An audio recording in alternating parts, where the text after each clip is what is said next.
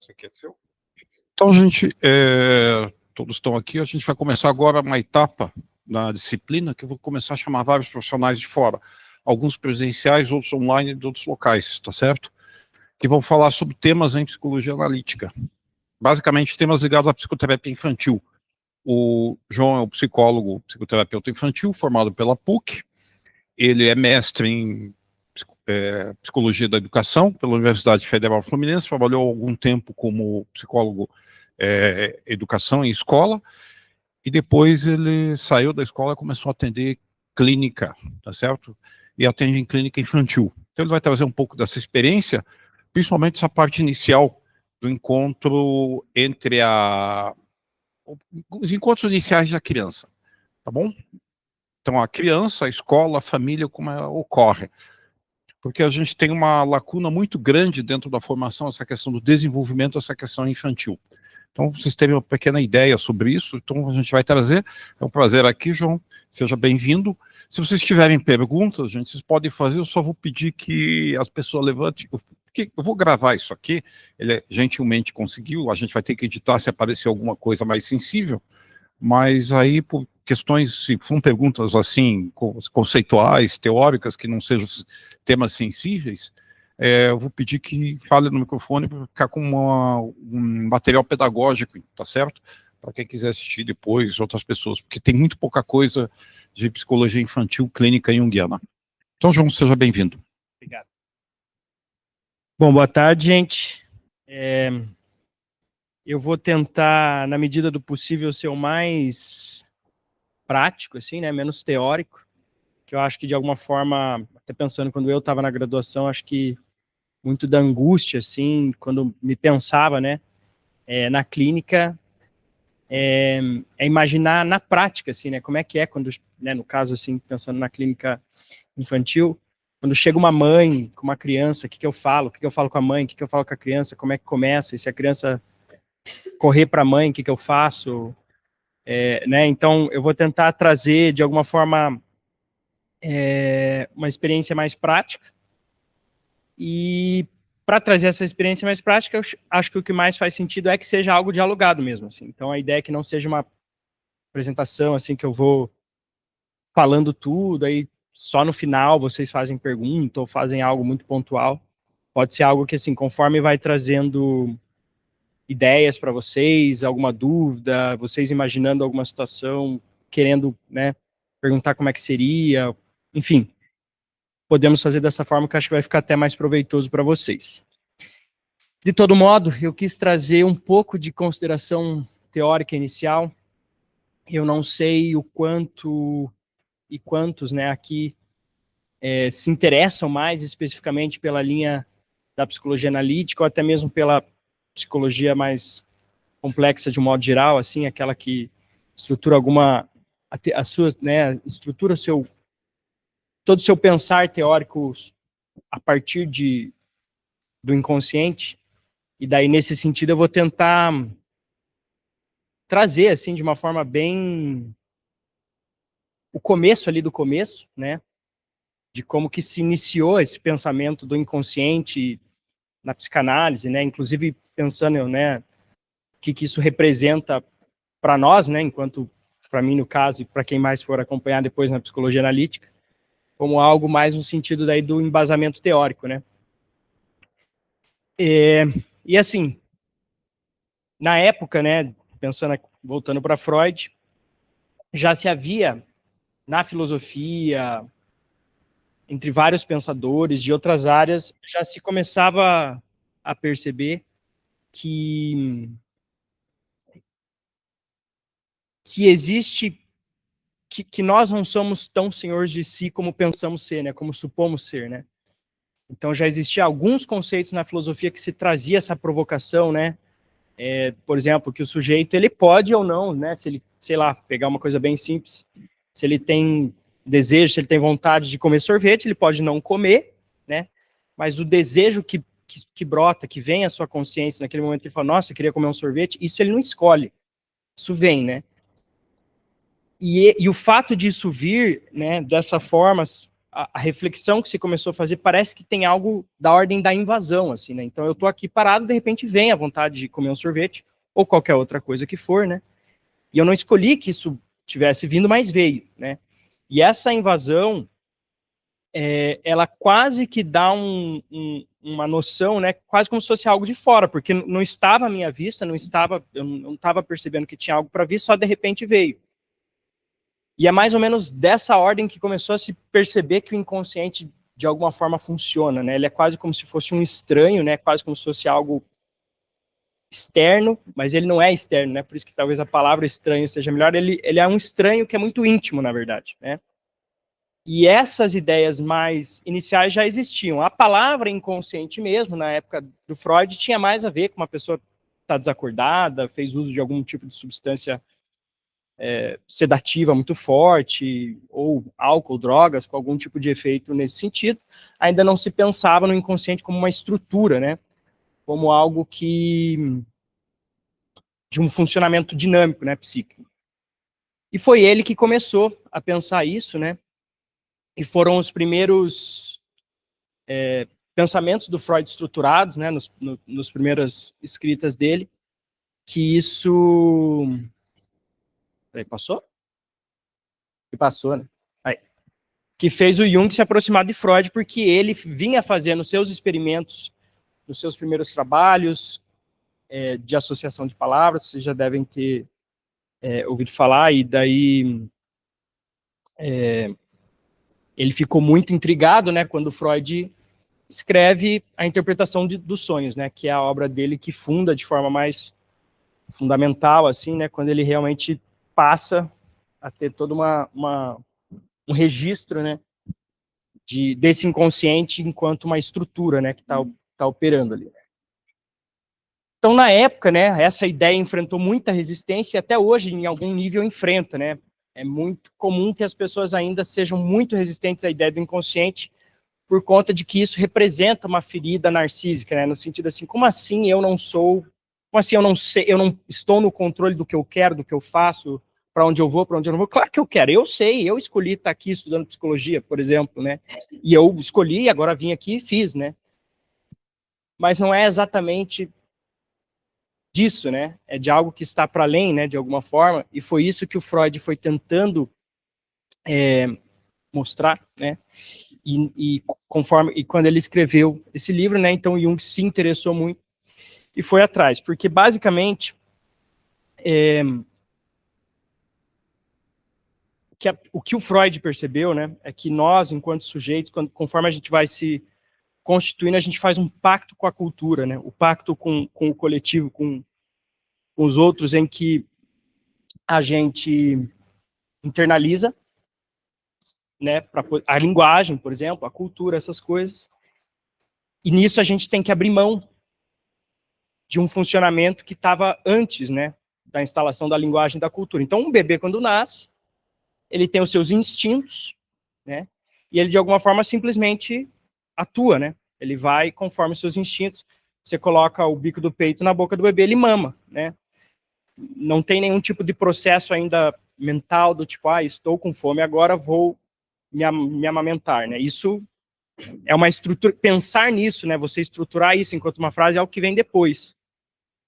E conforme essa estrutura vai acontecendo, o pacto que a gente faz, nesse pacto que a gente faz, a gente escolhe de alguma forma abrir mão de algumas coisas, né? Conforme a criança vai crescendo, ela vai recebendo ideias, né? Inclusive morais, né? Isso é bom, isso é ruim, isso é feio, isso é bonito, isso é certo, isso é errado, né? E quando ela escuta isso, né? Isso é bom, isso é bonito, isso é certo, isso é errado. Geralmente são para coisas que ela mesma estava no impulso de fazer, né? Por exemplo, uma criança de 2 anos e meio, 3 anos, caiu algo que ela estava comendo no chão, o chão pode estar o quão sujo for, ela vai pegar e vai pôr na boca. É isso que a criança vai fazer, né? E aí a mãe, né, a família, né, um cuidador preocupado com essa criança, que sabe, né, que internalizou a cultura, que sabe que, não, isso pode, né, te deixar doente, né? Não, isso é feio, isso é errado. E aos poucos a criança vai pegando isso. Mas o impulso, né, de querer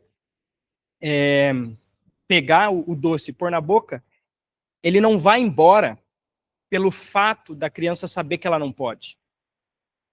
assim, esse pode parecer um exemplo bem simples, mas ele é um exemplo que ele mais ou menos representa a mecânica desse funcionamento. Que quer dizer o seguinte, então, apesar de eu querer, né, comer esse doce, eu não posso. Não significa que eu não quero mais, né? Então, eu tenho que abrir mão desse desejo, tenho que abrir mão dessa minha intenção para, né, compactuar, então, né, com a cultura. Lógico, isso eu estou, assim, passando de forma bem simples, porque, como eu falei, eu não quero focar muito nisso, né? Mas, onde o Freud realmente, né, mergulhou de cabeça e o que trazia muita dificuldade na época, é que ele falava, inclusive, dos impulsos sexuais e agressivos, né? Então, a criança, inclusive pensando nesse caso, ela tem vários impulsos agressivos e até depois a gente vai passar por isso também. Dá para perceber isso muito na escola, por exemplo, existem algumas fases ali no final do ensino infantil, é muito comum que as crianças passem por uma fase de quererem manipular muitos órgãos genitais, e daí isso gera um constrangimento, as professoras geralmente têm dificuldade de lidar, porque às vezes pede, a criança não faz, dependendo, eu já tive em escolas, já fiz trabalho com professores em que uma criança tinha um comportamento, por exemplo, desse tipo tão forte, assim, tão constante, que, entre aspas, né, contaminou as demais crianças e aquilo se espalhou, né, e quando viu, de modo geral, assim, as crianças ficavam manipulando seus órgãos genitais durante as aulas, e aí aquilo impõe, né, para os professores, para os pais, um desafio, né, e é nisso que o Freud foi, né, é nesse campo tão indigesto, tão difícil de falar, né, que são essas coisas, né, esses impulsos sexuais e agressivos também, mas principalmente os sexuais, que tornaram a psicanálise tão repulsiva para aqueles que não se deixaram contaminar, digamos assim, por essas ideias, e compreensivelmente, assim, né, criaram essa relação muito mais de repulsa, né, do que fazer essa tentativa de compreensão e de percepção disso no mundo, né. Vou até ler essa parte aqui. Só é possível o processo de subjetivação, ou seja, de tornar-se quem se é, passando pelo atravessamento que o simbólico da cultura oferece, que necessariamente se dá em um processo relacional, e através do relacionamento com o outro, que se forma o ego, mas não só, que se desenvolve o psiquismo como um todo. O investimento e os desejos do outro têm um efeito e um poder no desenvolvimento de cada um durante toda a vida, que de uma maneira ou de outra se relacionam com isso e buscam responder de alguma forma quem sou eu para você, o que você sente por mim, que está presente em nós quanto constitutivo, né? Então, conforme a linguagem, a cultura vai nos atravessando e vai nos constituindo, ela também nos permite perceber e, né, e nos afetar pelo desejo do outro que vai nos atravessando também, né? E tudo isso, de alguma forma, vai constituindo psiquicamente o sujeito. E se de alguma forma eu puder contribuir, assim, né, para aqueles que têm, né, um desejo, assim, né, de estudar mais a psicanálise, que seja através, um pouquinho, assim, da ideia dos mecanismos de defesa, né. Então, basicamente, o que o Freud percebeu é que nós, sujeitos, para termos um ego dessa forma estruturado que entende que algo é feio, algo é bonito, algo é bom, algo é ruim, né, algo é certo, algo é errado, e eu sou e preciso, de alguma forma, corresponder às expectativas do outro, e até mesmo daquilo que eu entendo que é certo, eu preciso me defender, então, de muito desses conteúdos instintivos, agressivos, desses impulsos que continuaram em mim, né, mas que precisaram ser recalcados, né. Então, o que o Freud vai basicamente pensar ali, né, e depois disso tudo vai se estruturando, é que os desejos, né, principalmente os desejos sexuais infantis, eles são recalcados porque são intoleráveis, né. Seria intolerável ao ego, seria intolerável ao eu do sujeito, carregar isso como dele também, como parte dele simplesmente, né, ele não daria conta de se constituir eu, né, com isso, então recalca.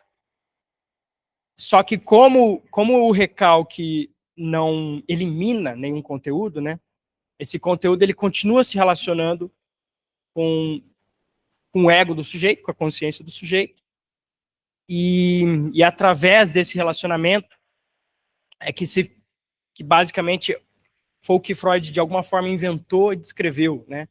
Porque ele descreve de alguma forma acusando algo que, para quem estudou com ele, parecia até de alguma ordem óbvia, mas é algo, o inconsciente não é algo que é palpável, que você aponta, né? Ele é justamente aquilo que a gente não sabe o que é, né?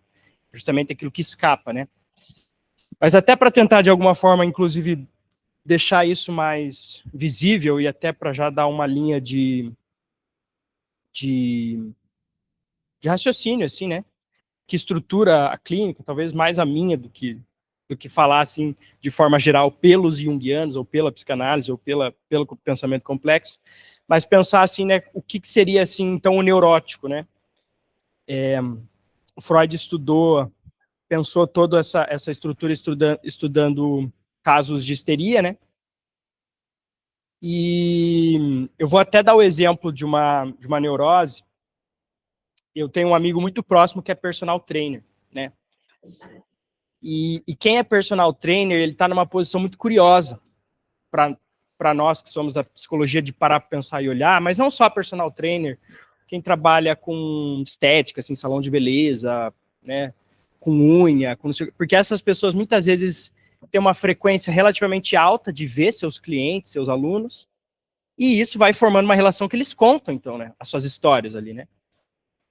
Mas, ao mesmo tempo, esse sujeito, né, o profissional, ele tem um outro propósito, e, portanto, ele não está operando, né, da mesma forma como a gente operaria, até porque o sujeito nem o procurou para aquilo, né.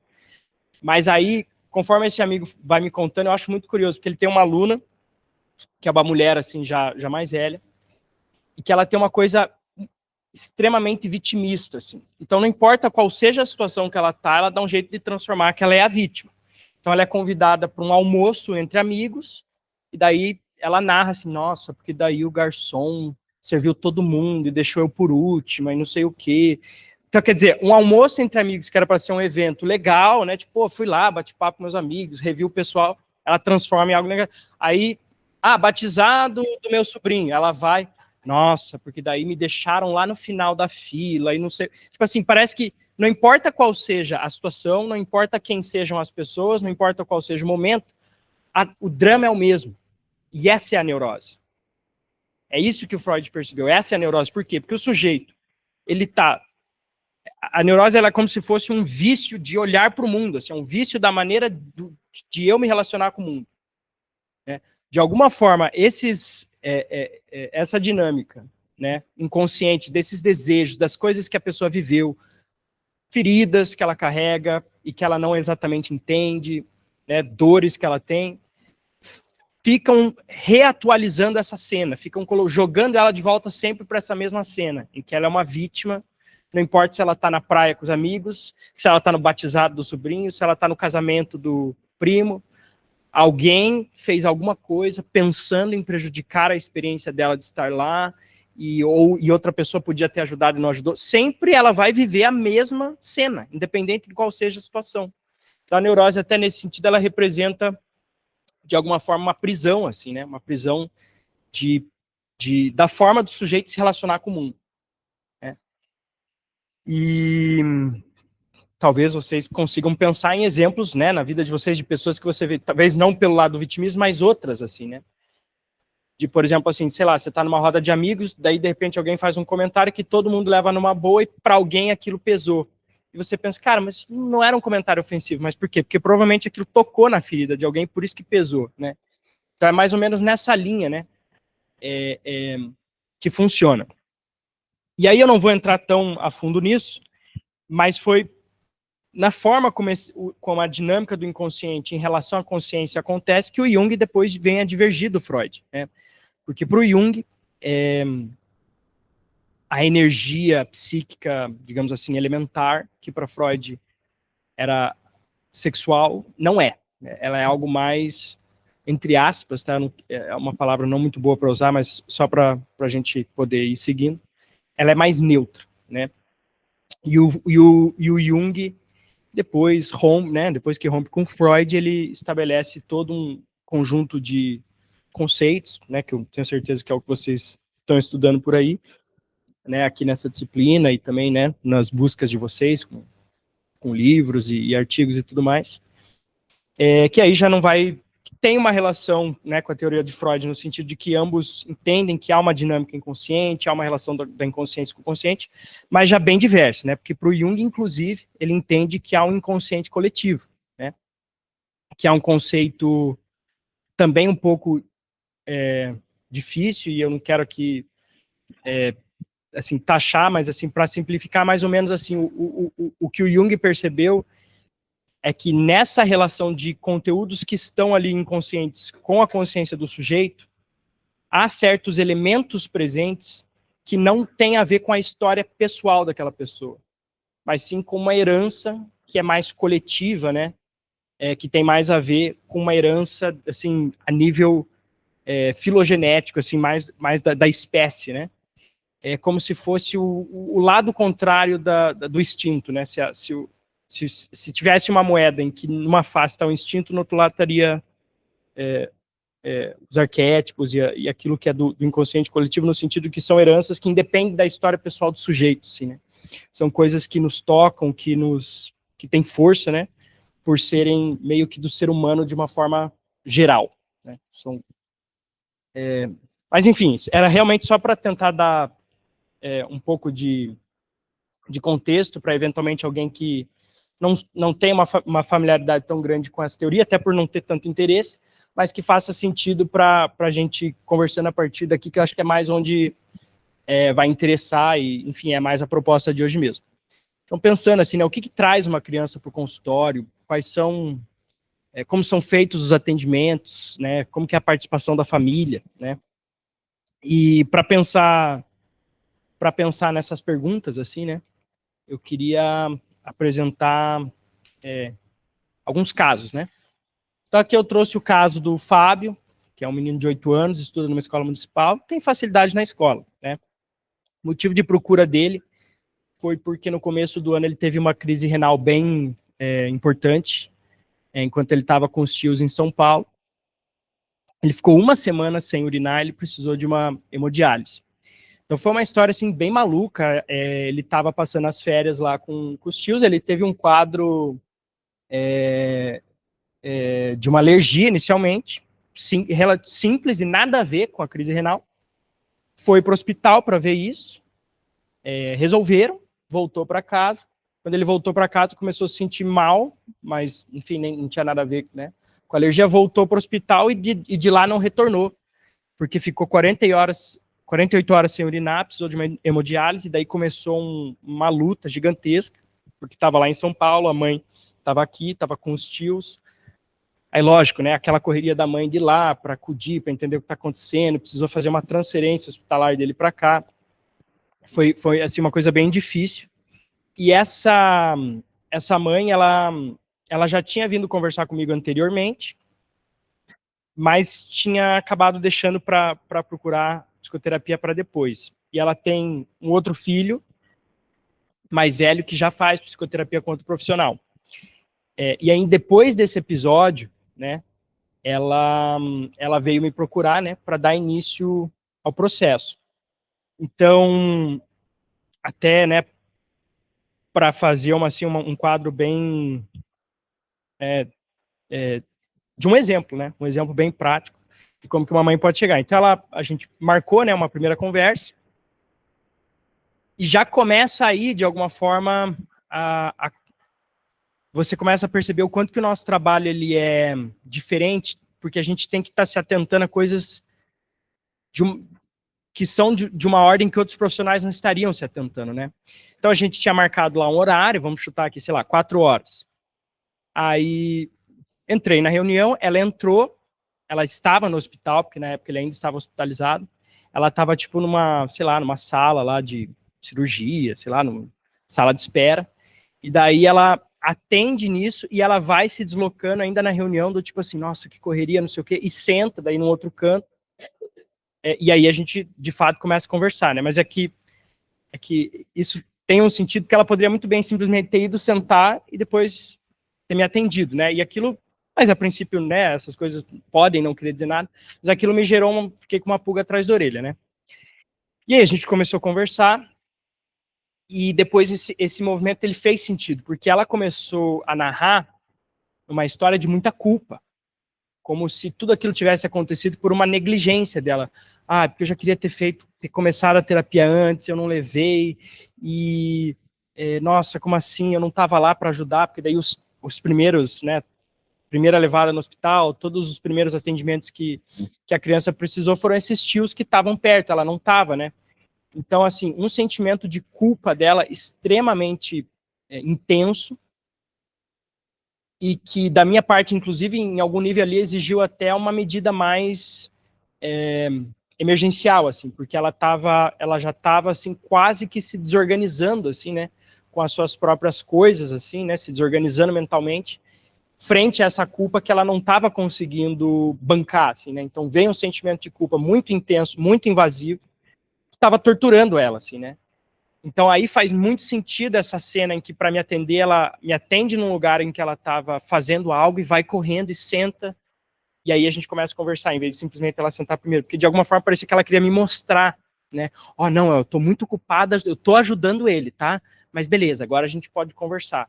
De alguma forma parecia que era isso que ela queria me comunicar, e em algum nível acabou sendo, né.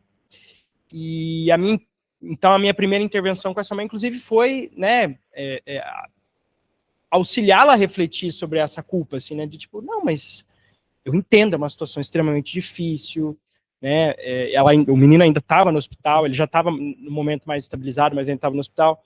O hospital mexe muito com a cabeça das pessoas, é um ambiente que não é fácil, né, ainda mais se você está já há dias com um filho no hospital.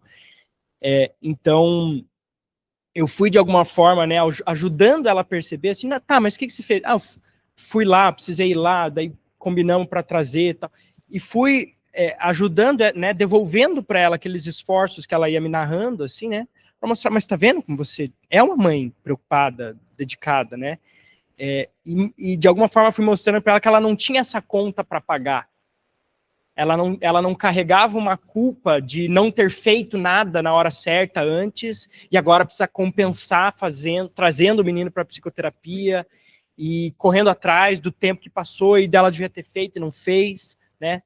Então, esse foi o primeiro trabalho, assim, nesse caso, né? De ajudá-la a perceber que não, essa culpa você não carrega, você está fazendo tudo que está ao teu alcance. E sim, em alguns momentos isso pode parecer pouco, né? Você gostaria de poder estar ajudando mais, mas você está fazendo, né? Você me contou, você levou ele para lá, buscou, fez a transferência, foi, voltou. Você está fazendo tudo que você pode. E vamos junto, né? E aí, depois disso, comecei a atender o menino, né? Mas aqui começa a entrar, né, a parte que, de alguma forma, eu já quero trazer alguns exemplos, assim, né, do tipo de manejo que tem que fazer na clínica, quando é clínica com crianças, né. Assim, eu diria que, sei lá, 50, 60, talvez até uns 70% de casos que eu atendi de criança ou adolescente, isso aqui também acontece para adolescente, os pais têm uma expectativa meio performática, assim, da clínica, e isso é bem difícil de lidar. E é performática no seguinte sentido, então, por exemplo, assim, o menino que tinha passado por toda essa experiência, a mãe queria que ele chegasse, assim, do primeiro atendimento, ele já fosse narrando, não, porque daí eu cheguei no hospital e aconteceu isso, e daí foi aquilo, e eu, né, tive que explicar para ela, olha, talvez ele nem queira falar disso, né, num primeiro momento. Né? Talvez ele queira justamente agora dar um ar dessa história, né, reestabelecer, né, a rotina dele e tal, e isso, né, vamos deixar ele trazer da forma como ele quiser, no momento que ele quiser, né. E aí, não, você tá certo, é isso mesmo, tal, beleza. Aí, né, para dar esse exemplo, foram algumas sessões, daí teve um dia que eu fiz um atendimento com ele, a gente foi descendo, e antes dela trazê-lo para consulta comigo, tinha levado ele no hospital para fazer alguns exames, inclusive para ver se já estava tudo certo, até para entender o que tinha acontecido e tal. E ela já tinha, inclusive, me falado disso, né? Ah, beleza, legal, que bom, né? Que bom que tá tudo certo. Mas aí, nessa hora que eu tava levando o menino de volta para onde ela tava aguardando, ela veio assim, você contou pro João que você foi no médico e ele falou que tá tudo certo e não sei o quê? Aí teve aquele constrangimento, assim, do menino e um pouco meu também, assim, e aquela sensação minha assim, de, puta, mas a gente falou disso, cara. A gente falou que ele vai contar se ele quiser ou se ele não quiser, né? E aí, obviamente, na hora ali eu também não ia, né, dar uma carraspana na mãe, não tem sentido isso, né? Daí, né, ele só foi embora. Depois, num outro momento que eu falei com a mãe, eu falei, percebe como aqui você fez exatamente aquilo que a gente tinha combinado? Mas, lógico, você vai, né, também falar isso de uma forma não, né, assim, punitiva, né, mas assim, explicando, é justamente disso que eu estava falando, né, porque quando você induz ele a contar isso ou aquilo, você está fazendo justamente aquilo que a gente combinou que não ia ser o caso, né, porque aqui é para ser um espaço de uma outra ordem, não é para ser um espaço que ele tenha que falar sobre isso, né, ou aquilo.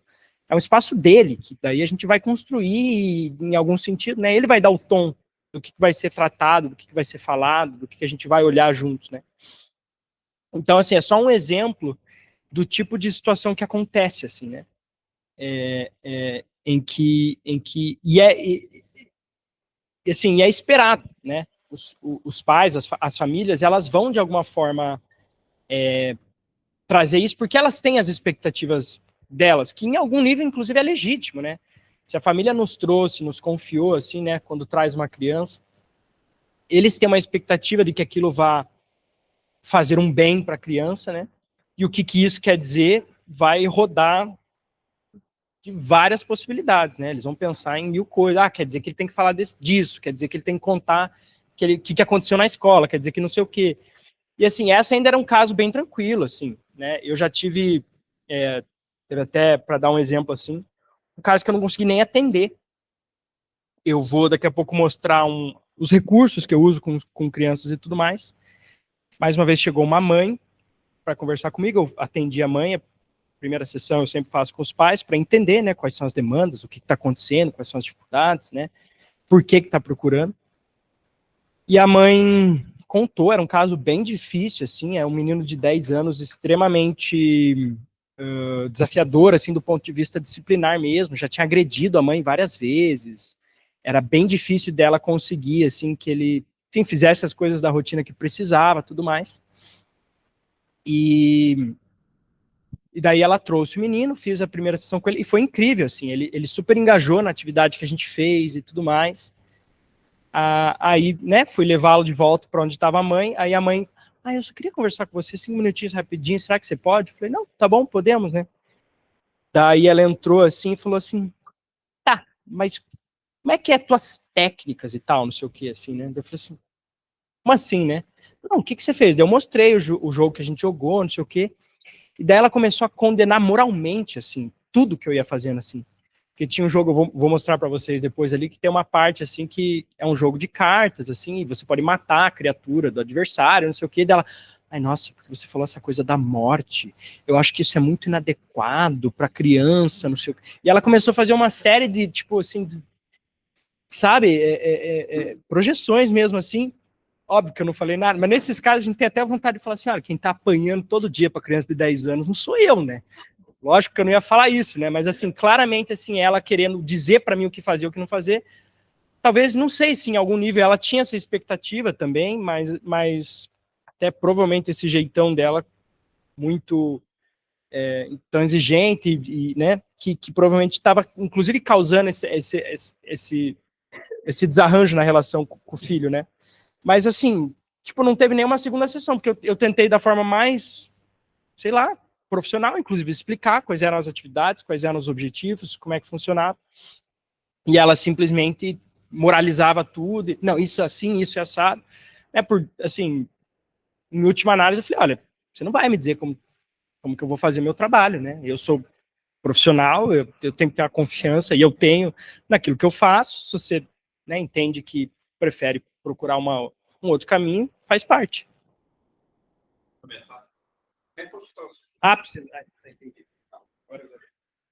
Gente, pelo relato deles, vocês podem ver que você não atende só a criança, você atende a família e toda a condição.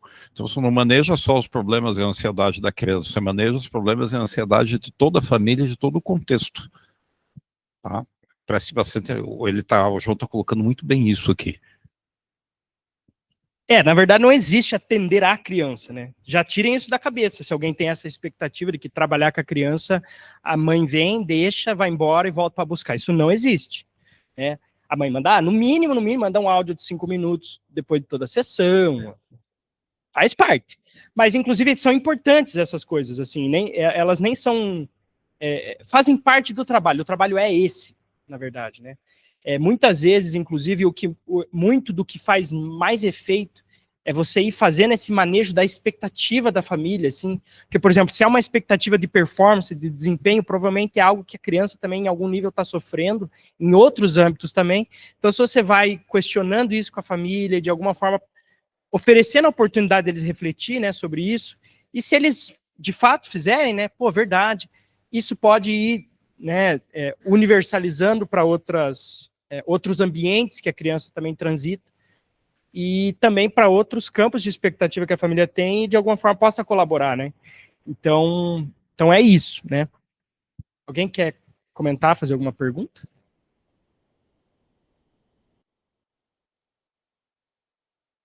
Tá, então vou falar mais de um próximo caso. A Luísa, 6 anos, quando ela entrou agora em 2025, 7. É uma história bem difícil também. O pai morreu em confronto com a polícia. Ela tinha 2 anos e meio na época. Ele era dependente químico. Durante a gravidez, a mãe conta, né, que foi bem tumultuada. Separou desse pai durante a gravidez. Daí, aos 8 meses de gravidez, tentou morar de volta com ele, mas estava usando droga, desistiu, né, por conta disso. Ela conta que quando ele era sóbrio era carinhoso, né, mas quando em uso era violento e distante. Antes, né, essa mãe foi assim, ela realmente tomou uma rasteira da vida, dessas coisas, enfim. Antes dela engravidar, ele era trabalhador, atencioso, carinhoso, e ele não era dependente químico.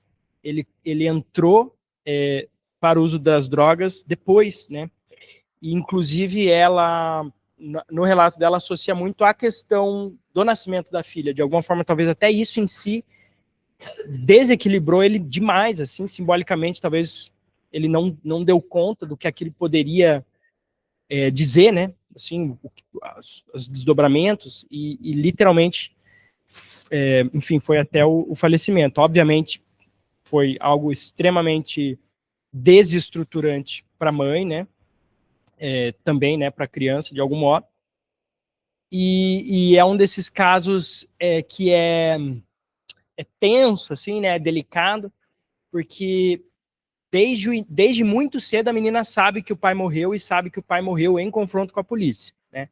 A mãe contou inicialmente de uma forma, obviamente, bem mais simplista, bem mais superficial, para tentar, de alguma forma, né, também ser adequado, né, para a idade da menina, mas é a típica coisa que nenhuma idade é adequada, né, assim, não tem idade adequada, né, para que isso não seja algo que machuque a pessoa, né, por mais simples que seja, né, a versão, e por mais, né, enfim.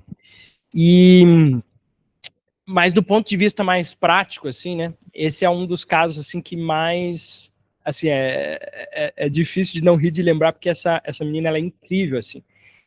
Ela simplesmente acontece, assim, né, em cada sessão.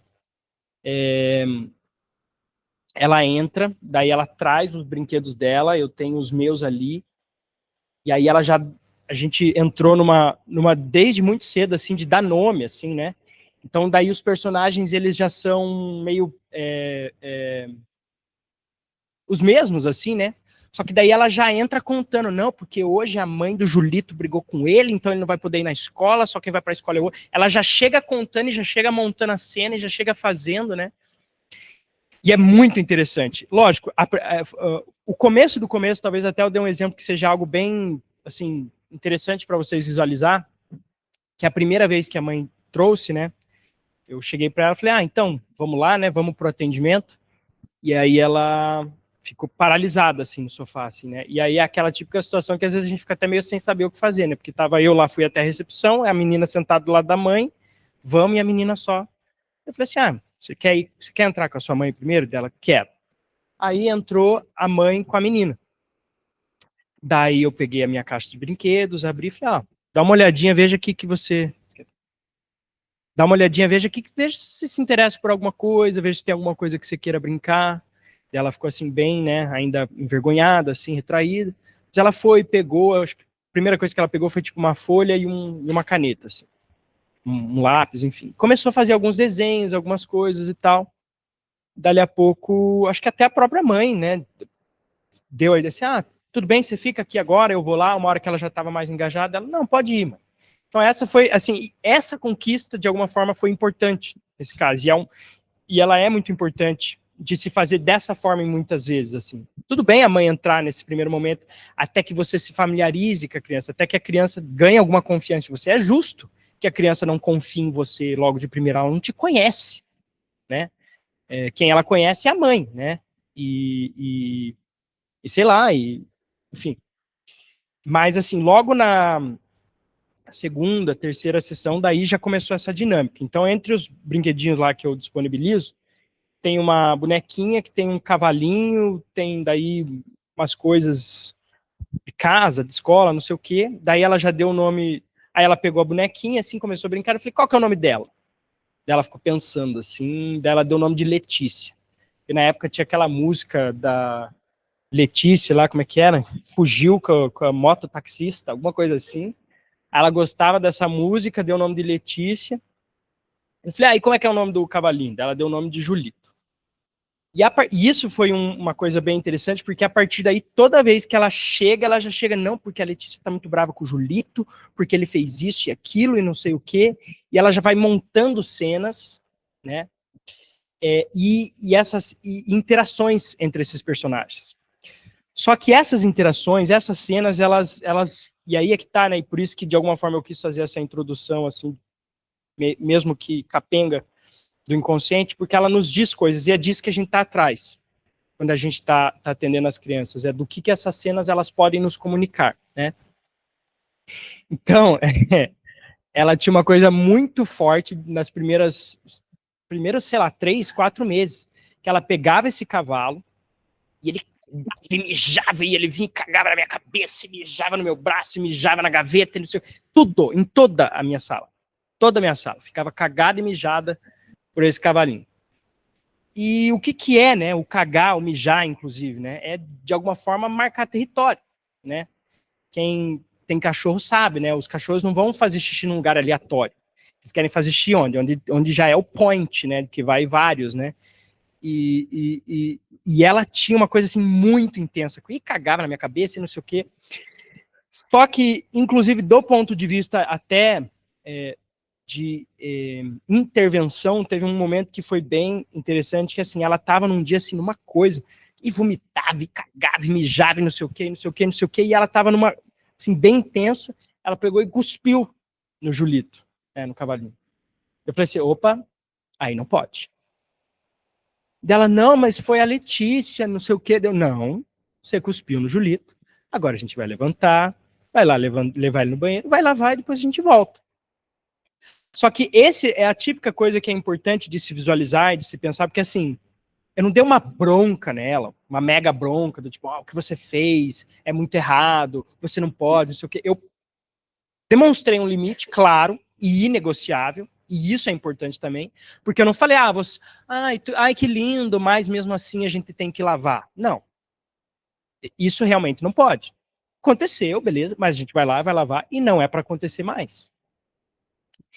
E essas questões de limite com ela eram algumas de alguma ordem importante, mas muito mais do que isso, ela tem uma coisa que, inclusive, era uma queixa dela inicial na escola, que era de socialização.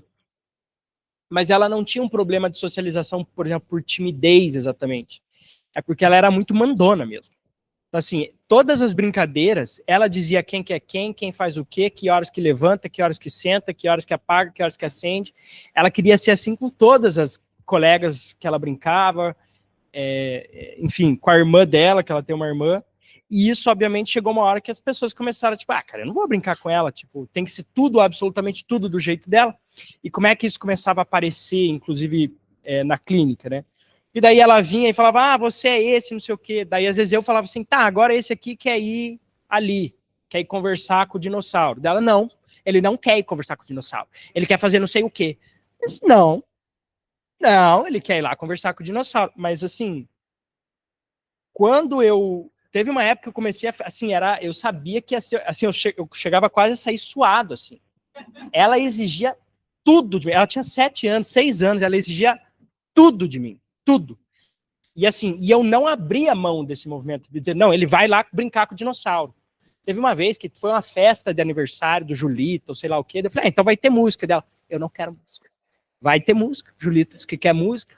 E aí ela pegou todos os brinquedos, um por um, e botou enfileirado de frente para a parede, assim, ó. Ninguém tá olhando para você. Ninguém tá olhando para você. E fazia assim, mas assim, uma coisa extremamente afrontosa. Mas não tem problema que ninguém tá olhando. Nós estamos dançando aqui, curtindo a música e não sei o quê.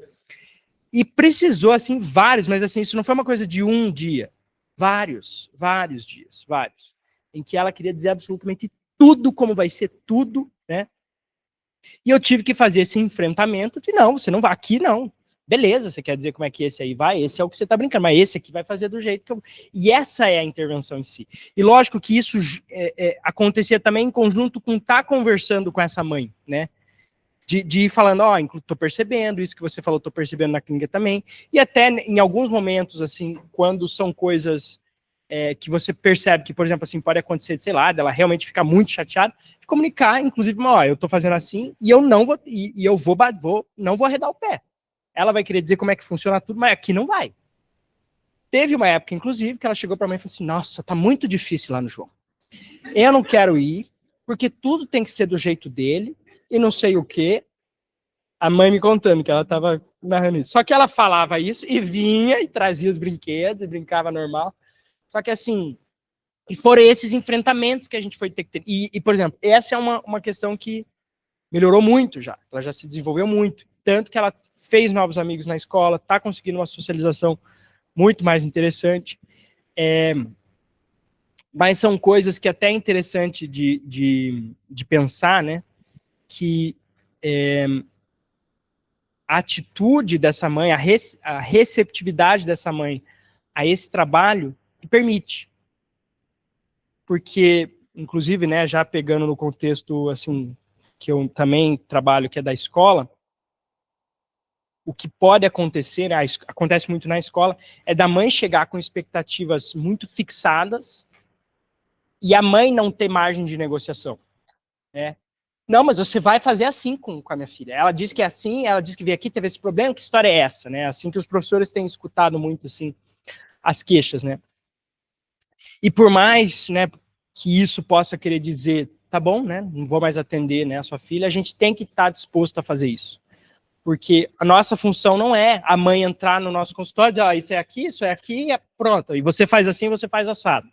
Né? E aí a gente, tá bom, mãe, tá bom, dona mãe, e fazer o que ela manda. Não é isso, essa não é a nossa função.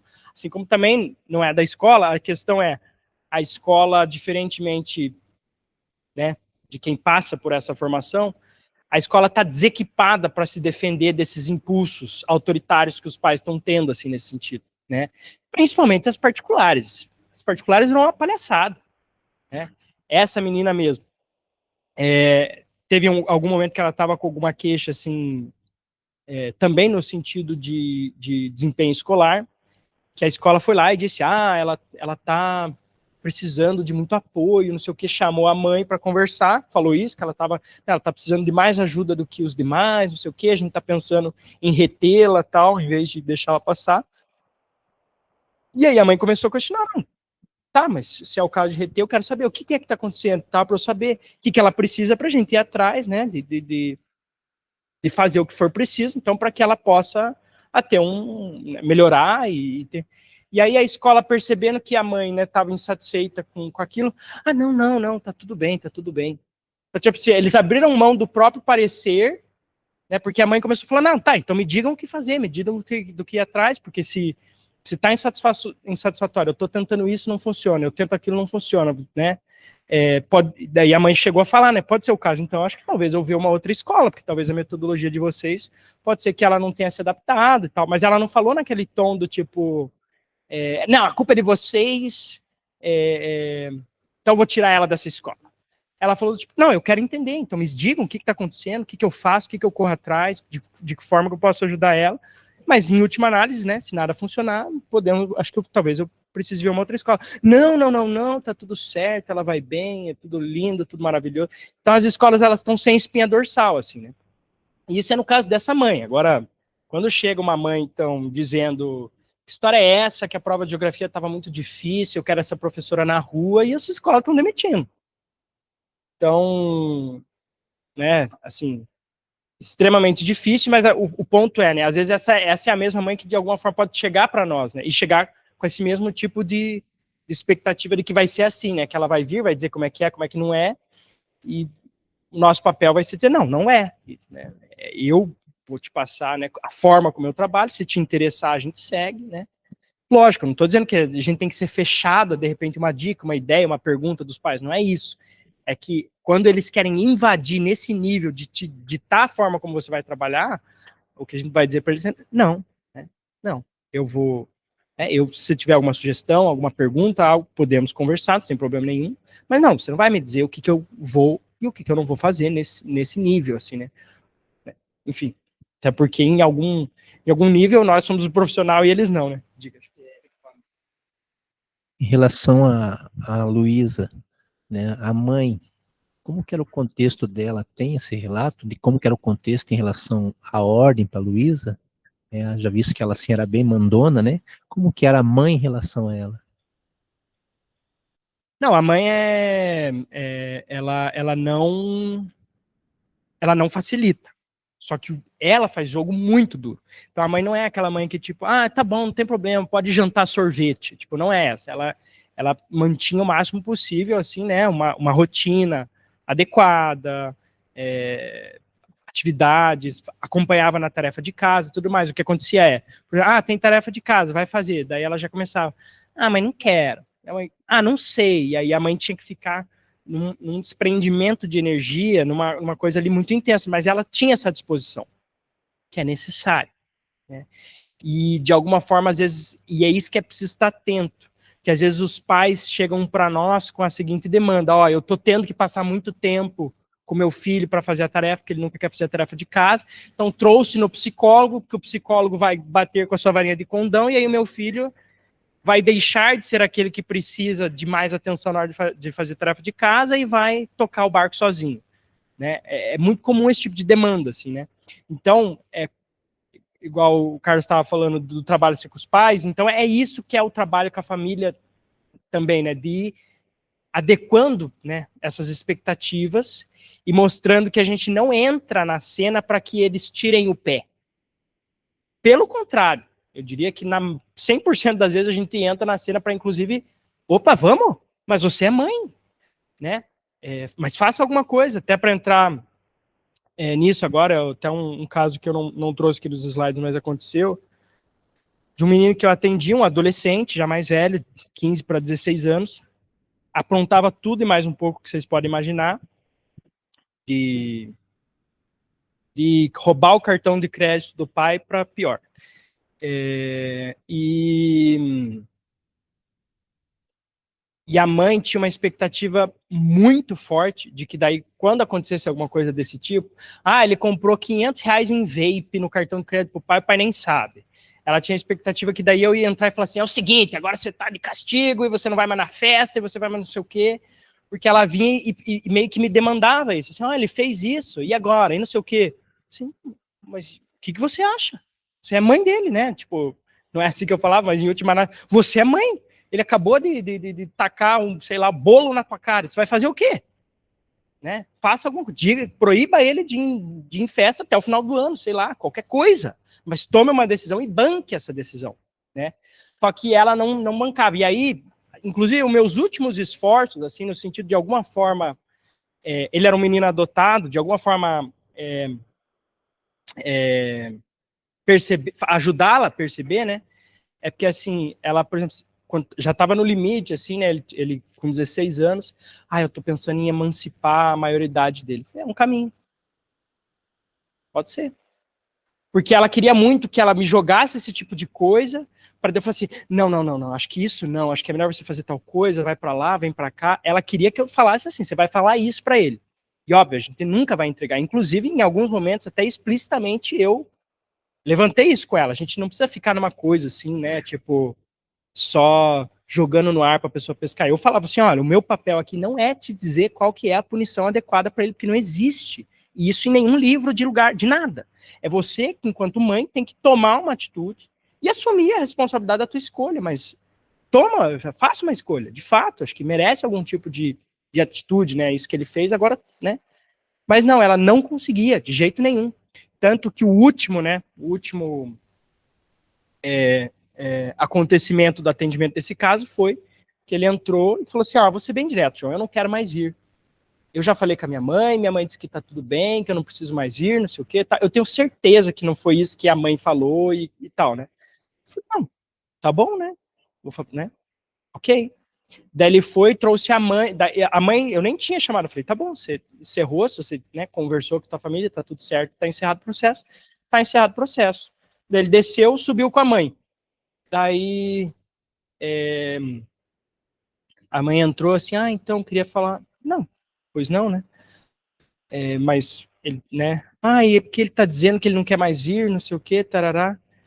E esse era um caso assim, que era o tio dele que arcava financeiramente com o custo da terapia, daí depois o pai ia passar a arcar a partir desse momento, assim, a partir desse dia. Daí ele aproveitou esse ensejo para dizer, não, então deixa quieto, eu não quero representar esse custo para vocês, vamos encerrar. Daí a mãe veio assim, ele falou que tá falando que não quer mais vir, mas a gente falou para ele que a gente banca, não tem problema. Eu falei assim pra ela, mas acho que não é disso que ele tá falando que ele não quer mais vir. Daí ela bem assim, pois é, né, eu falo para ele que fazer terapia é importante, né, todo mundo deveria fazer terapia, né, porque, tipo assim, cara, esse de longe era um caso do tipo assim, né, todo mundo, tipo assim, um moleque literalmente tava perdido, assim, né, perdido na vida, ele não tinha nenhum rumo, ele, assim, nada na vida dele estava minimamente estruturado, não é só uma questão de, tipo, desempenho escolar ou cumprindo a expectativa disso ou daquilo, mas, assim, a alimentação dele era caótica, a rotina dele, na escola também, obviamente, nossa, terrível, e, assim, uso de álcool e drogas, nossa, assim, ultra acentuado, e qualquer desculpinha já não ia para aula, e não sei o quê. Então, assim, era um caso que nitidamente ele precisava, assim, de uma intervenção, inclusive estrutural. Então, quando a mãe joga isso dessa forma, assim, todo mundo deveria fazer, né? É a hora que eu falo assim, cara. Daí eu falo assim, pois é, mas ele disse que não quer mais, né? E até, de alguma forma, se ela falar assim, não, mas ele não decide, quem decide sou eu, ele vai continuar. Se ela tivesse feito isso, de alguma forma era isso que eu tava tentando, né? Mesmo ele contrariado, ele falou, não, então ele tem que fazer, ele ainda ele ainda não tem 18 anos, ele não decide, vai continuar. Mas não, o que ela fez foi, então, ele disse que não quer mais, é isso? Daí ela olhou para mim, eu falei assim, olha, eu não posso tomar essa decisão, né? Não tem nada a ver com o meu papel tomar essa decisão. Então, se é isso, é isso. Aí ela levantou, foi embora, daí ela me mandou uma mensagem depois assim, nossa, fiquei muito impactada com a sua atitude, ou melhor, a falta dela.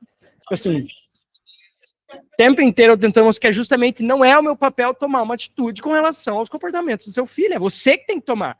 E ela, assim, não conseguiu se conscientizar disso, né?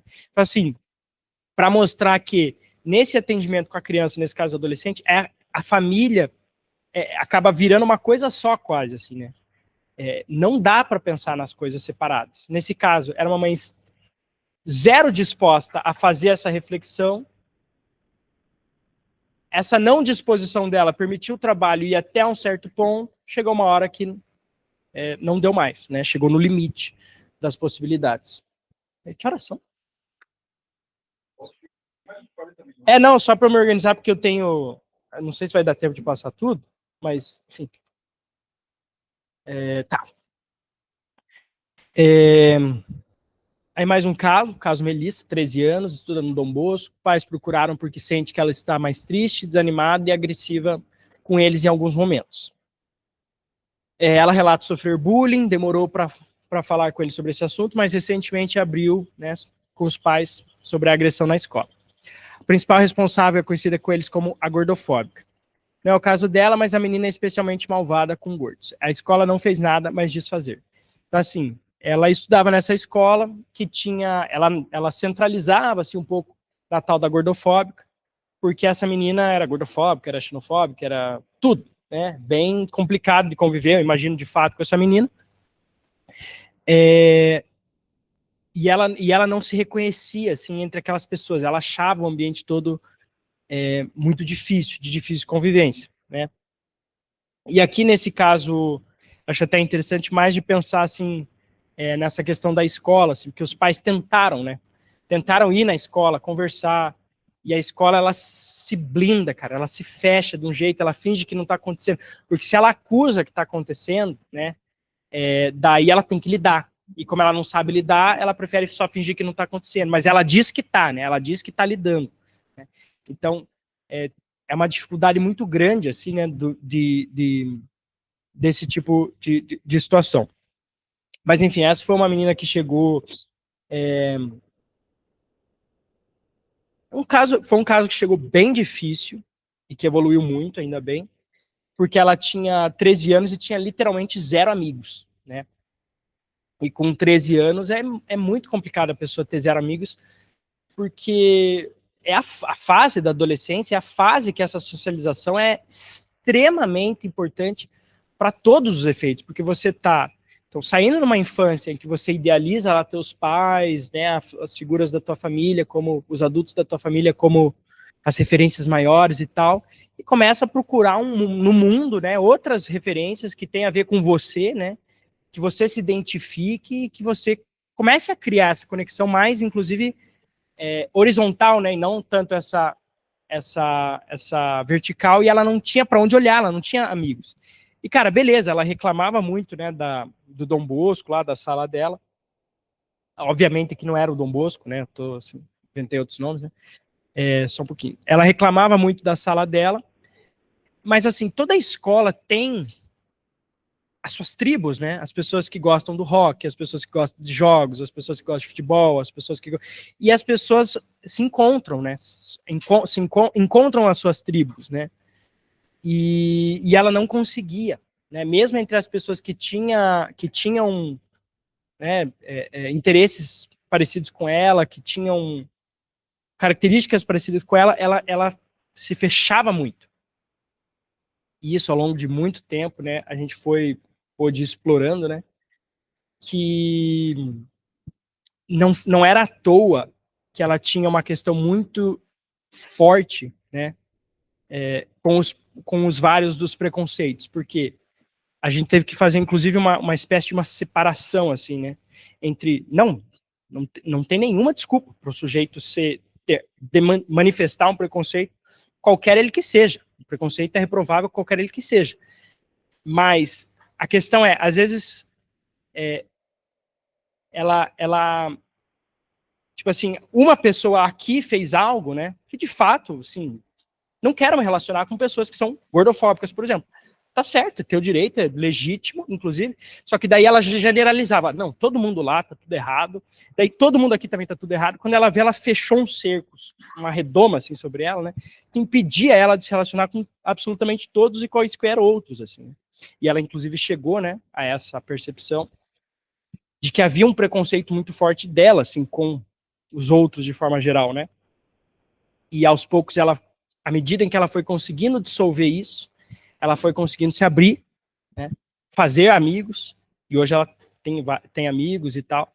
E ainda a questão da relação com o outro é algo extremamente difícil para ela tem muito medo de se machucar, ela tem muito medo de desapontar, e aí esses medos fazem ela se fechar, né. É melhor nem ser amigo do que de repente ser amigo e depois a pessoa me machuca, a pessoa me desaponta, eu desaponto a pessoa. Então é mais ou menos nessa trama que ela se prendeu. Mas, né, e o processo é esse, o processo é um processo de reflexão, de revisitar, de reolhar para tudo isso, e, enfim, tá andando. Eu perdi um pouco só com quem que é gordofóbica, é alguma escola? Era uma pessoa da escola. É que, assim, no caso, a minha paciente, ela não era obesa, ela não sofria essa agressão. Só que a menina que ela descreveu era especialmente conhecida como gordofóbica porque ela era mais malvada, assim, com pessoas obesas ou de sobrepeso. Entendeu? Mas ela, na verdade, inclusive, era até, num certo sentido, tinha algo de admirável, assim, no quadro dessa menina, até nesse sentido, de que a consciência dessas tramas sociais, ela tinha num nível muito fora, assim, da expectativa para uma pessoa da idade dela, assim. Ela percebia coisas que, tipo assim, cara, até um certo nível é esperado você ver, né, um adolescente, uma criança de 12, 13 anos fazer um comentário absolutamente infeliz, né, e achar que não fez nada demais, né. E ela era, tipo, a única que percebia, que sacava, só que ela não conseguia, por exemplo, convidar a pessoa a refletir, ela já fazia uma reprovação, assim, imediata e inegociável, e nunca mais olhava na cara da pessoa, só que daí nisso ela fechou um por causa desse gesto, um por causa desse comentário, um por causa disso, um por causa daquilo, quando ela viu, ela estava completamente isolada. Enfim, numa redoma que ela mesma criou. Aqui eu queria entrar agora um pouquinho na questão do brincar, né, dessa atuação que eu mostrei para vocês. Vou até mostrar um pouquinho das cenas da menina lá que eu mostrei para vocês, depois eu volto. Então essas cenas que ela criava, ó, essa aqui eu achei interessante de trazer, esse aqui é um desenho que ela fez de mim, e ela fez um coraçãozinho. Então essa aqui foi quando ela já, de alguma forma, passou a valorizar o espaço, assim, e passou a ter aquele espaço como um espaço dela, e passou a gostar de estar ali, né? Então, como é que ela demonstrou? Né, a paciente criança de 6 anos, 7 anos, 5 anos, é assim que ele vai demonstrar. Não, agora eu gosto de vir aqui, né? Às vezes fala também, mas geralmente é assim. Ela falou que os 2 pintinhos desenharam eu com esse coraçãozinho, né? E quero ver se eu acho aqui. Aqui, esse dia é o dia do aniversário. Era o aniversário da Pamela. Teve até parabéns, ela desenhou um bolo, né? Esse aqui é o Julito e esse aqui é a Letícia. Enfim. Que é a professora Passarinho, que estava dando aula para os pôneis. Exato. Aqui, isso aqui já tinha mais de 1 ano, assim, né, do processo em andamento, então ela já estava bem, tinha aderido bastante, já tinha passado, assim, a fase dela mais agressiva, mas aqui já tinha ido, já estava longe o dia que ela botou todos os brinquedos virados para a parede, ninguém quer saber de você. Enfim. Mas, enfim, eu queria trazer agora, pensando nessa... falar um pouquinho do brincar só.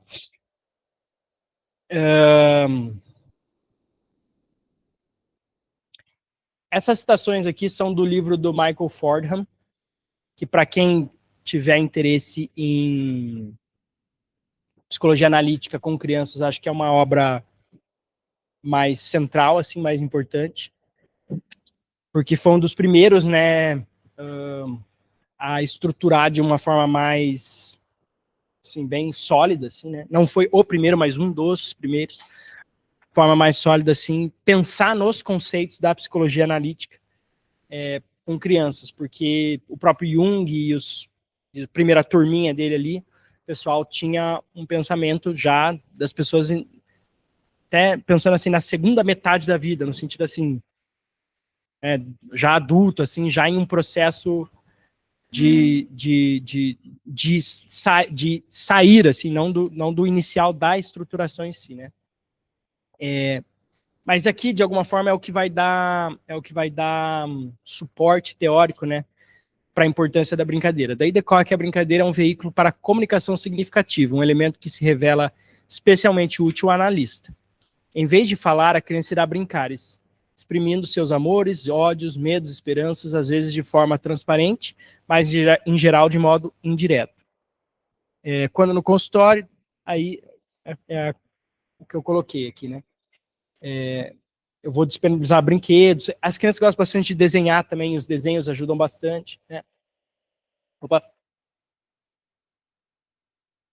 Aqui é uma outra citação do livro, a última, daí a gente já vai olhar um pouquinho para alguns recursos. Então, ele está falando de 2 casos no livro, assim, né, de 2 crianças diferentes que expressavam coisas diferentes no brincar.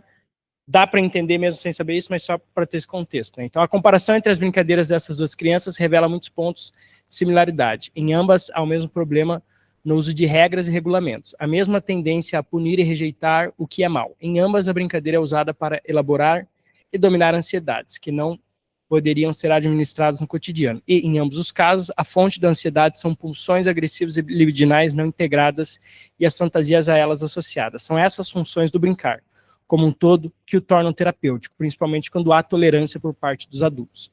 Então essa parte final aqui talvez seja mais importante nesse caso, porque muitas das vezes na brincadeira da criança, mesmo até nela, no geral, não necessariamente num contexto de consultório, ela vai estar atuando e representando essas tramas que trazem pulsões, desejos, fantasias, impulsos e até questões que são da ordem do difícil assim de lidar.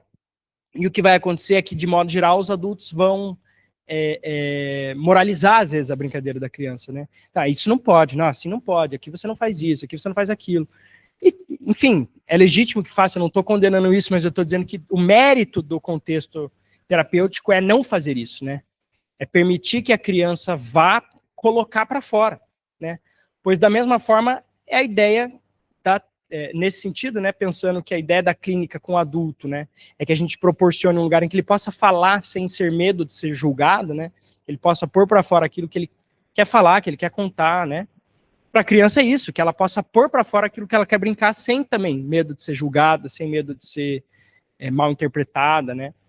E aí, em alguns momentos, você pode ter que fazer intervenções, como o exemplo que eu dei, que a menina cuspiu no brinquedo, mas da mesma forma como ali eu não moralizei, né, em nenhum momento, né, a ideia é que isso seja moralizado, né.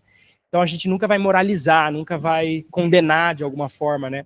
O que a gente vai receber tudo, aquilo que passa o limite, o nosso limite pessoal, a gente pode sim e deve barrar e explicar, não, aqui não pode, isso não pode, né. Principalmente com crianças, até eu tive uma situação com essa criança, com essa menina, que teve uma época que ela estava fisicamente me encostando de uma forma que eu não estava gostando. E isso foi, eu falei, né, ó, assim eu não gosto, não quero, né, ela ficava muito perto, muito se encostando, né, e o limite aqui, inclusive, ele não tem um certo e errado exatamente, né, mas se a criança brincou de um jeito ali, né, que te machucou, você tem sim que apontar, ó, assim não pode, assim me machuca, assim eu não quero. Isso, né, quando a gente fala da tolerância, né, por parte dos adultos com relação à brincadeira da criança, não quer dizer que ela pode, né, furar teu olho com lápis, né, óbvio. Tem os limites estão nos limites normais, né, das relações.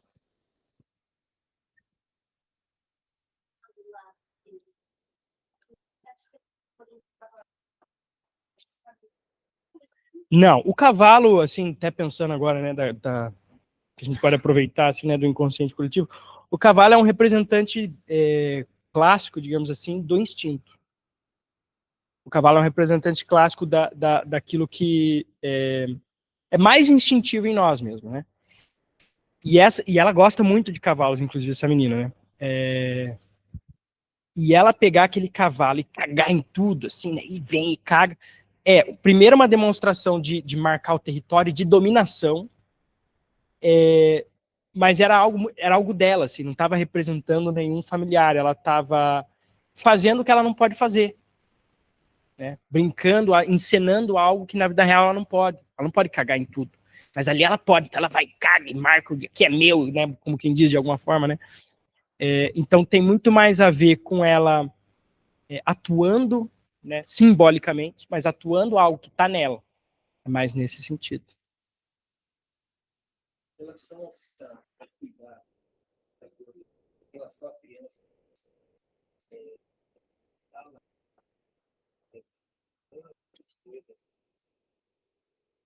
ter ali um controle dentro da criança, levantar uma hipótese. Sim. Isso que você está falando é muito importante, porque assim, não. E o cuidado, quem vai assumir essa responsabilidade 100% é você. E, por exemplo, assim, até para pegar o exemplo dessa criança que eu estava falando. Teve uma época que ela estava começando a colocar os brinquedos no meu colo, assim. E estava uma aproximação que estava desconfortável para mim nesse sentido, né? E teve um momento de uma brincadeira que eu estava nessas delas, uma coisa bem de contrariar, e eu queria fazer de um jeito que ela não fazia. Eu não lembro exatamente o que aconteceu, mas ela quis pegar um brinquedo da minha mão, alguma coisa assim, e ela, sem querer, encostou na minha região genital. E essa foi uma situação que eu lembro que, na época, eu fiquei, óbvio, muito constrangido, E fiquei pensando, meu Deus do céu, o que eu faço, não sei o que, como é que eu conto, não conto pra mãe, se contar é pior, não sei o que, né? E pode acontecer, né? E aí eu levei para supervisão, discutimos em supervisão, né? E o que você faz nessa hora é você fala. Você vai falar para os pais tudo o que aconteceu e vai dizer que você explicou, ó, aconteceu assim, mas não é para acontecer. Por isso que você tem que cuidar. Essa é uma parte do corpo que é privada de cada um. Você não pode encostar, como eu não posso encostar em você, e você não vai deixar outras pessoas te encostarem nessa parte, tarará. E você vai fazer assim, até mesmo, porque essa segurança a gente tem que ter. Entende? Essa segurança a gente tem que ter. Talvez isso é o que a gente tem a oferecer. O que a gente tem a oferecer é que, se esse tipo de situação acontecer, a gente consegue bancar, a gente tanca nesse sentido de poder falar com os pais. Não, aconteceu isso, mas daí eu fiz isso, tarará, qualquer, né? Se você perceber, você já percebeu alguma coisa dela assim na escola, ou outro, e poder falar disso. A gente pode falar dessas coisas, essa é a nossa diferença, né? Então, a nossa maior defesa, até nesse sentido, pensando, putz, mas eu tô exposto a, de repente, a criança fazer alguma coisa, depois ela vai lá falar pra mãe que eu bati nela, e aí como é que eu fico?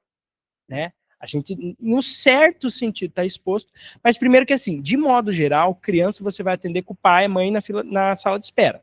Então, uma situação muito fora do razoável, nada te impede de ir lá, né, chamar, ó, vem cá, a gente precisa conversar, aconteceu tal coisa. Até quando acontecer eventualmente algo muito sério ali, é isso que você faz. Você vai falar, ó, vamos ter que chamar a tua mãe, a gente vai conversar. E você vai pôr as cartas na mesa, vai explicar o que falou, porque provavelmente, que nada acontece também tão por acaso nesse sentido. Se a criança, de repente, está com um comportamento sexualizado esquisito no sentido de, tipo, nossa, não tem a ver com a idade dela, né? Provavelmente isso indica algo que possa estar acontecendo com ela, inclusive, que não deveria. Entendeu? E nós não somos a categoria do profissional que vai varrer para baixo do tapete nunca. Se tem uma coisa que a gente não faz, é isso. Essa é a nossa diferença, né? Então, falar disso é extremamente difícil, extremamente desconfortável, dependendo da forma como tiver que fazer, mas é necessário que seja feito. Porque você não falando aí que você... Porque você não falar é como se você tivesse culpa no cartório, né? Por que você não falou? Você fez alguma coisa de errado? Só que a questão é que é difícil mesmo, né? Não é que a gente não fala porque a gente tem culpa no cartório, a gente fica com o impulso de não falar num primeiro momento, porque não é um assunto fácil, e a gente consegue, de repente, até imaginar, nossa, mas eu vou lá, falo pra mãe, ela disse que não foi isso, e aí como é que eu fico? Né? Mas assim, a questão da câmera, eu acho que até não pode, né? Não sei se pode ter câmera na sala, nem pode,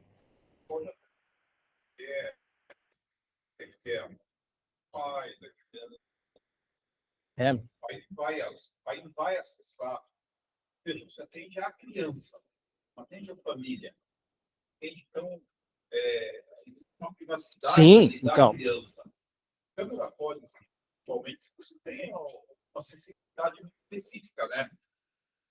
Caso judicial, ou você quer fazer uma...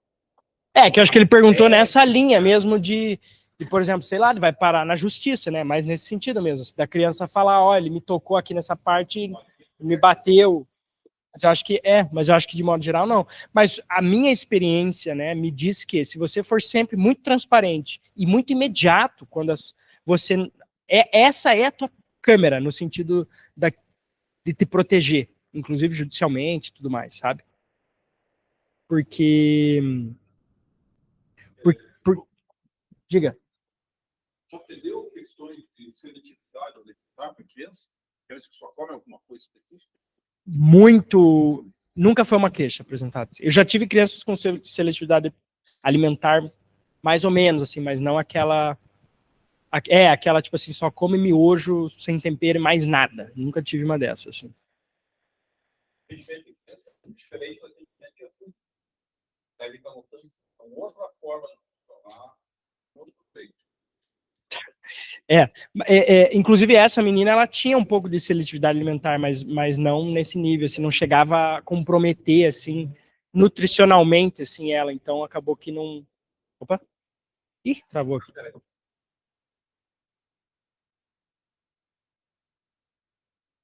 Tá. Aí, pensando nessa questão da possibilidade, né, desse expressar simbólico, né? E para que essa simbologia se faça viva assim, no consultório, um dos recursos que eu uso é um jogo Magic, vocês conhecem? Alguém conhece? Esse é dos nerd old school só, né? Enfim, é um jogo bem nerd, que eu jogo já há bastante tempo. E ele é um jogo de cartas, tá? Eu vou explicar bem por cima como é que ele funciona e mostrar por que ele faz sentido, né, no consultório. Então, o Magic, ele é um baralho, um jogo de baralho que tem vários formatos, mas o mais clássico são duelos, então é um contra o outro, cada baralho com 60 cartas, e as cartas têm basicamente duas categorias, as mágicas e os terrenos, que são esses que estão aqui na imagem para vocês. Cada pessoa começa com 20 de vida, então na hora que você zera a vida da pessoa, você ganha. Né? Você matar a pessoa, você ganha, e tem alguns outros jeitos de ganhar também. Como eu falei, o baralho começa com 60 cartas. Se você for fazer na pessoa pôr cartas do baralho no cemitério, por exemplo, e na hora que ela for comprar uma carta, não tiver mais nenhuma carta, ela perde o jogo. Então você também pode ganhar o jogo dessa forma, que é tipo zerando o baralho da pessoa. As 5 cores, né, é o verde, o vermelho, o preto, o azul e o branco. A idade mais ou menos que eu vou trabalhar, né, é 9, 10 anos com esse jogo, porque ele é um jogo de bastante complexidade. Mas até nesse sentido ele é interessante, porque as cartas, as mágicas têm bastante texto, então conforme a criança vai lendo os textos e tentando entender as dinâmicas, isso vai também me dando alguma informação, de repente, se a criança tem alguma dificuldade de leitura para além daquilo que faz sentido para a idade, ou até uma facilidade maior, mas é um jogo competitivo, então também vou perceber como é que a criança lida com a derrota, com a frustração de estar precisando comprar uma carta para se salvar no momento e a carta não vem, ou com a vitória, quando a carta vem, como é que ela vai querer, tipo, ou sei lá o que, né? Enfim, o que vier, daí a partir disso, o que vier, né, dá oportunidade para vir o que for vir, né? Então aqui são algumas características gerais das cores, né? Então o branco é a cor da ordem, paz, lei, justiça, estrutura, verdade, proteção, cura, igualdade. O que eu faço geralmente, né? Eu vou só passar aqui rapidinho. Tem as 5 cores. A primeira coisa que eu faço eu apresento um baralho básico. Lógico, eu criei um baralho bem básico, sem muitas dinâmicas muito difíceis assim. Eu coloco as 5 cores na frente da criança e explico mais ou menos como é que cada baralho funciona, assim, qual que é a proposta dinâmica de cada baralho. Então eu falo, o branco, ele é um baralho em que você vai estar protegendo as suas criaturas, você vai estar... você geralmente tem várias criaturas que juntas formam um coletivo forte, mas individualmente elas são fracas. Eu faço uma descrição, lógico, dependendo da idade, você mais ou menos complexo, assim, né, nessas descrições. Mas, enfim, o branco é um baralho da ordem, da lei, da estrutura, da verdade. O azul é o engano, do intelecto, do conhecimento, da manipulação, da ilusão, da antecipação, do controle. O azul é um baralho bem sacana, assim, ele fica, tipo, faz você descartar suas cartas, faz voltar a carta que você já tinha conseguido jogar, ele faz voltar para sua mão, faz voltar para o baralho, mistura tua mão com o baralho, embaralha tudo. Enfim, ele fica só... promovendo assim um antijogo, uma manipulação, um engano. O preto é poder do sacrifício, da ambição, da morte. As dinâmicas do preto é que você sacrifica suas criaturas para forçar o oponente também a ter que fazer sacrifícios, a perder criaturas. Você faz descartar. Tem muito a ver com assim, você ir drenando assim, o recurso dos adversários. Assim. O vermelho, a cor da fúria, da emoção, do caos, da liberdade, da ação, ele é um baralho de bastante... em que o jogador que escolhe o vermelho, ele tem que ganhar rápido. Assim. Tem que tentar ganhar nos primeiros 6, 7 turnos. Se o jogo for para além disso, o baralho vermelho dificilmente vai conseguir vencer o jogo. Então ele é um baralho extremamente explosivo na sua proposta de jogo. Ele já tem que começar propondo o jogo e fazendo coisas, e tem que tentar matar rapidamente o adversário nesse sentido. O verde é o oposto disso. O verde é a cor da vida, natureza, crescimento, instinto, ciclo natural e de criaturas mais poderosas. Então ele vai começar devagar, é um jogo que começa mais lento, mas se você consegue resistir ao começo, se você consegue sobreviver às primeiras rodadas, depois você começa a propor um jogo que é mais custoso, por isso que ele demora para ser colocado em campo, mas quando ele entra são criaturas bem mais poderosas. Então o verde, se você não matou ele até o 5º turno, e a pessoa, daí ela vai virando o jogo e depois dificilmente você consegue resistir. Então basicamente o que eu faço é botar os 5 baralhos assim na frente, e mais ou menos explico a proposta, assim, de acordo com a idade da criança. Eu lembro, a última vez que eu fiz, que inclusive foi aquela mãe que eu contei, que daí veio me moralizar, assim, mas é a típica situação que quando você está na clínica com a criança dá dó, cara. Porque o menino, ele só precisava de um lugar para se expressar, ele não precisava de mais nada. Ele entrou, eu botei os 5 baralhos na frente dele, falei mais ou menos assim, ele olhou, eu quero o azul. Ele pegou o baralho azul, assim, eu mostrei as cartas para ele, ele foi assim, ele se encantou com aquilo, que ele ia me manipular, que ele ia me enganar com aquele baralho. E o jogo foi extremamente interessante, ele gostou, ele ficou muito feliz, ele saiu super animado, assim. Daí a mãe veio, então quer dizer que nesse jogo tem que matar o outro? Então não sei o que. Tipo assim, nossa, cara, nada a ver, né? Tipo assim, dá vontade.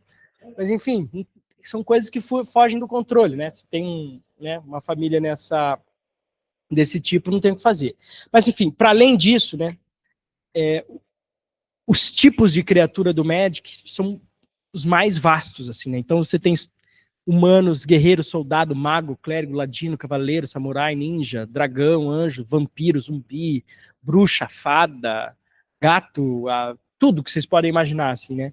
Então, nesse sentido também, quando eu tenho até, assim, pacientes adolescentes, aí eu começo a entrar nesse tipo de mérito, assim, também com eles, assim, né? De que tipo de proposta mais específica, assim, né? Então, por exemplo, o deck do vampiro, assim, né? Ele é um deck que vai, aos poucos, drenar a vida do adversário e somar na tua vida, assim, né? E você vai estabelecendo várias dinâmicas nesse sentido, assim, que vai minando, assim, o poder do adversário pouco a pouco, sem nenhuma grande jogada, mas pouco a pouco você ganha.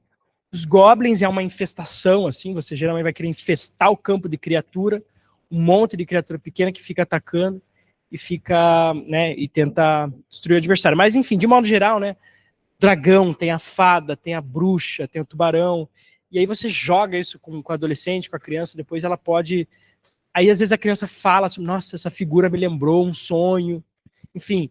Então, esse é um jogo que ele abre muita possibilidade, assim, do simbólico acontecer, né? E como eu falei, tem quem ganha, tem quem perde, acontece um monte de coisas durante a dinâmica ali, em que permite, né, que a criança possa se expressar, né, e que a gente possa perceber como a criança vai reagindo, assim, em diferentes situações.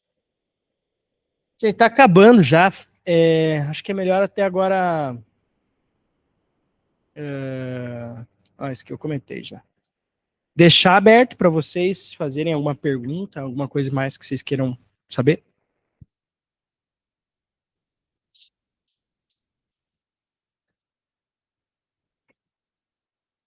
Pessoal, perguntas?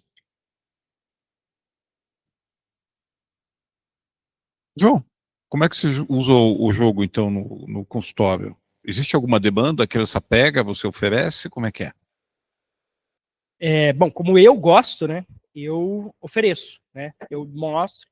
E daí, se a criança demonstrar interesse, aí eu vou explicando, né. Então, daí, a forma como eu uso eu tenho 5 baralhos bem básicos, do ponto de vista operacional mesmo, são baralhos fáceis de você usar eles, né, de você jogar com esses baralhos. Eu explico o funcionamento de cada um e deixo a criança, o adolescente, escolher o que ele quer, né. E aí, isso, inclusive, eu gosto de usar bastante nas primeiras sessões. Principalmente com paciente adolescente, assim, as primeiras sessões, elas tendem a ser mais desafiadoras. Porque o adolescente, ele não vai pegar o Julito para brincar, né? Não vai fazer isso. Mas ele também não quer te falar que ele brigou com o Felipe na escola. Não quer te contar, ele não te conhece, né? Então, o começo do atendimento do adolescente, ele é mais desafiador nesse sentido, mas se você tem esse tipo de recurso, igual o jogo, é muito mais fácil de você criar essa conexão. Então eu uso o jogo muito nesse sentido, de criar conexão principalmente, né, como eu falei, no mínimo 9, 10 anos, mas eu uso esse jogo principalmente com pacientes de 12, 13, 14, 15 anos, porque eles chegam mais resistentes, né? Lógico, se um paciente de 15 anos, por exemplo, já chega super falando, né, ou tem alguma preferência, algum assunto outro que ele gosta de interagir, vou por esse caminho, mas o baralho eu uso mais naquela situação em que um adolescente não quer falar nada, assim, ou até mesmo eu vejo pelo jeito, pelos gostos, né, que ele já tem, pelos interesses, que vai ter a ver, né, vai ter a ver com a pessoa, que ela vai, né, aí eu uso. Você consegue perceber a dinâmica psíquica, os problemas, o próprio paciente, ele fala na medida do... Como é que se liga o jogar com o baralho com a problemática? Tá. Eu já vi isso de várias formas, né? Então, por exemplo, assim, eu lembro que eu jogava com um paciente meu em que o que acontecia no jogo estava sendo muito parecido com algumas queixas, inclusive, que ele tinha, né? Então, ele gostava muito de jogar com o baralho vermelho, que é um baralho que quer ser explosivo, mas mesmo para o baralho explosivo, você tem que pensar bem como usar os seus recursos. Só que ele queimava muito rápido, assim. Então ele usava determinadas mágicas, cara, não é a hora de usar, né? Então, por exemplo, assim, ele tinha um poder lá, vou dar 3 de dano numa criatura. E daí ele usava, só porque estava na mão, ele usava. Tipo, só porque o recurso estava, né, na mão dele, ele ia lá e usava, mas não tinha nada a ver. O contexto do jogo não tinha sentido ele fazer aquela jogada, por exemplo. E o ápice disso foi uma vez em que ele tinha uma carta na mão que dizia assim: como custo adicional dessa carta, descarte um card. E daí você pode comprar 2 cards. E só porque ele tinha na mão, ele jogou. E daí ele descartou uma carta que depois fez falta. Tipo, e aí a gente começou a refletir disso depois, assim, né? Dessa atuação dele, assim, de se precipitar. Então, nesse caso desse paciente, foi a precipitação que veio como um tema que o jogo deflagrou, né? E aí a gente começou a discutir, assim, né, onde mais ele estava se precipitando, né? E aí eu já fui linkando, você percebe que aquilo que você me falou, você percebe que aquilo que você me narrou tem a ver com isso, assim, né? Então, nesse sentido. E aqui as possibilidades são infinitas, assim. Você trabalha com adulto também? Tá. Eu não atendo criança, eu não gosto, eu gosto de atender adolescente, então eu uso muito pouco recurso, porque eu já pego uma idade que tá ali, já vai conversar mais, não vou ter o jogo. E aí você trouxe essa coisa da literatura, né, o quanto que dentro da própria psicologia analítica a gente tem muito pouco estudo sobre isso, o mundo da infância é uma coisa pouco falada, né.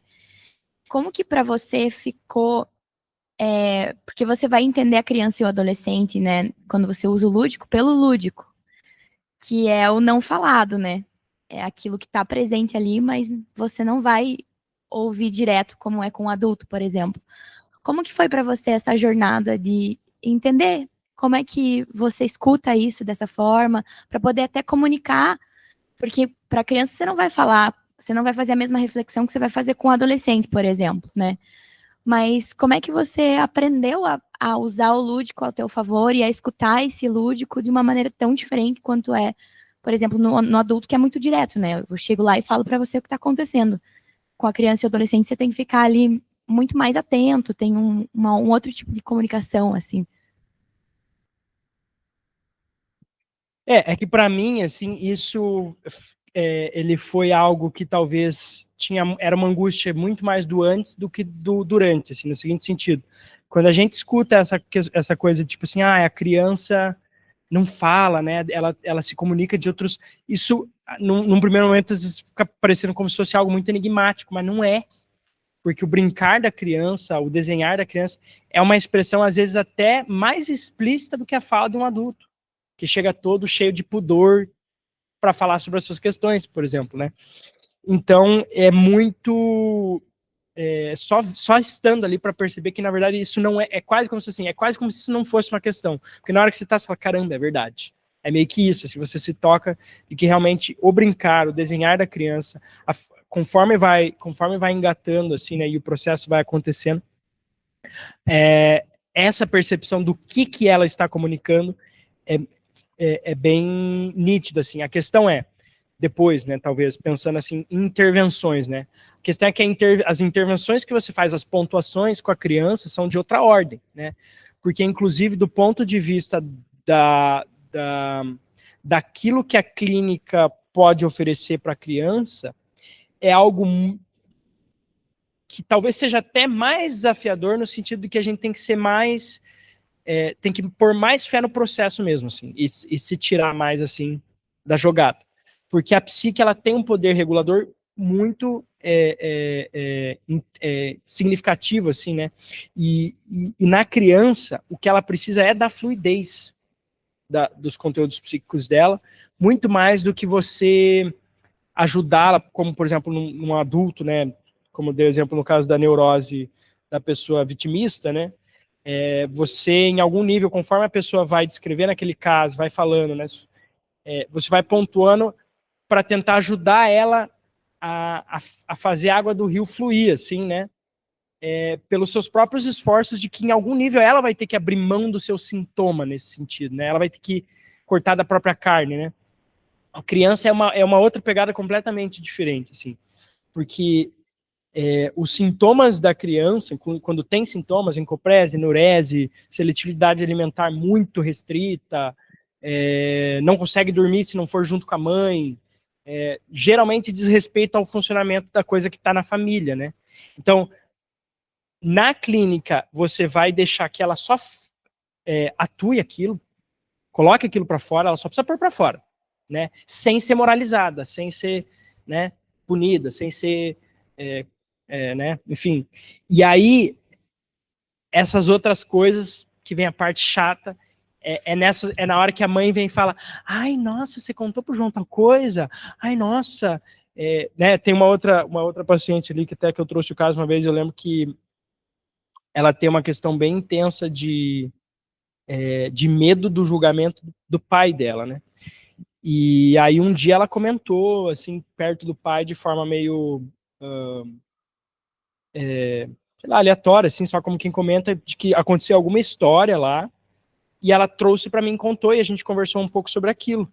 E era uma coisa, sei lá, uma história da mídia, não lembro o que era, mas não tinha nada a ver, não tinha a ver com a vida dela, assim, não era uma questão dela. Daí o pai bem assim: nossa, você fica falando essas coisas, tipo, como que você tá perdendo tempo, é caro, hein? Tipo assim, tentando induzi-la a ser produtiva, assim, na terapia. Então daí é nisso que daí você tem, aí entra intervenções mais parecidas com a intervenção que seria com o adulto. Agora com a criança, não, você vai deixar ela fluir, vai deixar ela, né? E lógico, daí tem essas intervenções do tipo, se a criança cospe, agride, ultrapassa limites, aí nesse sentido você vai para inclusive isso é que é estruturante para a criança, né? O que em termos de algo mais estruturante, o que a gente tem a oferecer é isso, né? Essas intervenções mais dessa ordem. Assim.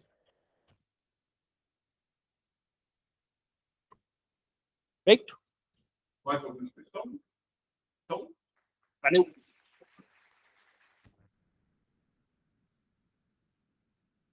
Agradecendo então aqui ao João.